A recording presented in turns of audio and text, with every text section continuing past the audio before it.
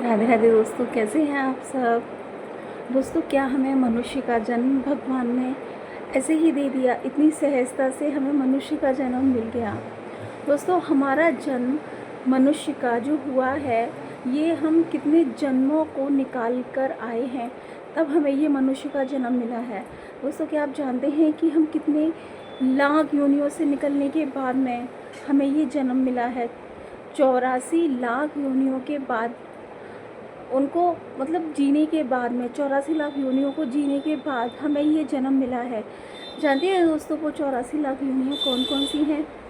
84 लाख योनियाँ हैं 80 लाख प्रकार के वृक्ष। दोस्तों, 80 लाख प्रकार के वृक्ष, आपने 80 लाख प्रकार के वृक्ष तो अपने जीवन में कभी देखे ही नहीं होंगे, लेकिन हम उन वृक्षों को भी हम जीकर, उनका जीवन जीकर आ चुके हैं। और 27 लाख प्रकार के जीव, और 27 लाख प्रकार के जीव तो हम तो अपने पूरे जीवन में देख ही नहीं सकते। और 9 लाख प्रकार के पानी के जीव, और 9 लाख पानी के जीव, मछली और पता नहीं कितने तरह की मछलियाँ वगैरह, ये सब हम जी कर आए हैं हम।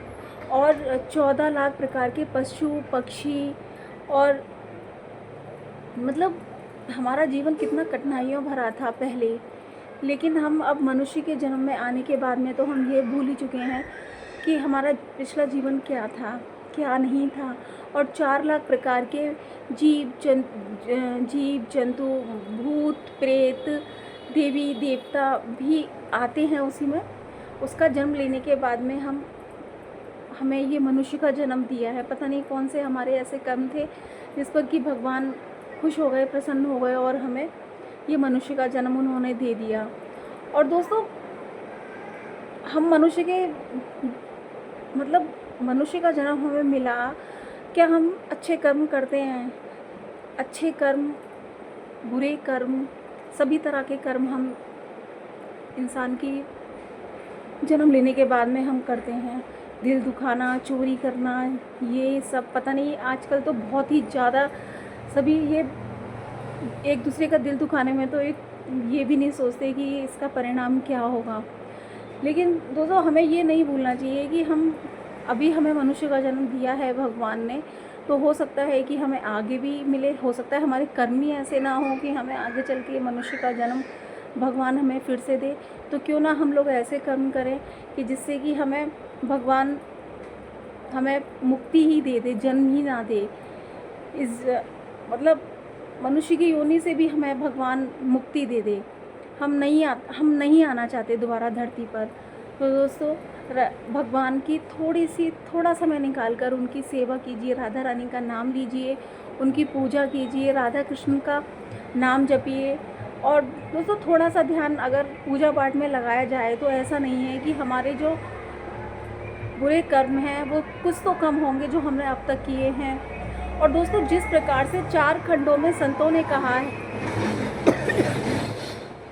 है कि अंडज, राजयुग, श्वेतस और उद्भज, ये 4 प्रकार के ये सभी के बाद में मनुष्य का जन्म होता है। और मनुष्य का जन्म हमें किस तरीके से जीना चाहिए, ये हमें क्या करना चाहिए, जीवन में हमें क्या नहीं करना चाहिए। तो जीवन में हमें क्या करना चाहिए ये हमें रामायण सिखाती है, और जीवन में हमें क्या नहीं करना चाहिए ये हमें महाभारत सिखाती है, और जीवन हमें कैसे जीना चाहिए ये हमें भगवद गीता सिखाती है।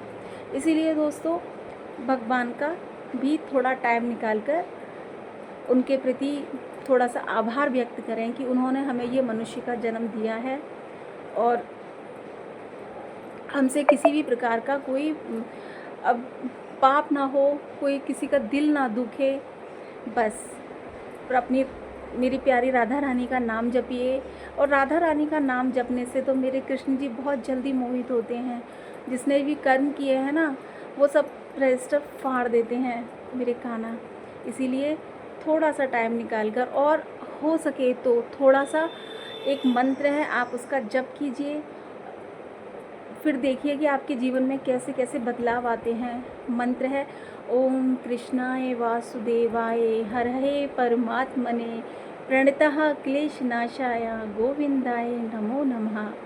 दोस्तों, इस मंत्र के जाप से मेरे जीवन में तो बहुत ही बदलाव आया है और मैंने तो मतलब मैं बता नहीं सकती कि एक ये चमत्कारी मंत्र है, चमत्कारी मंत्र कह लो इसे या कुछ भी कह लो, मतलब बहुत ही चमत्कारी है। आप इसको करके देखिए और जब भी दुखी हो, परेशान हो, बस राधा राधा राधा राधा, बस राधा रानी को याद करो और फिर देखो अपने जीवन में बदलाव। बस जय श्री राधे।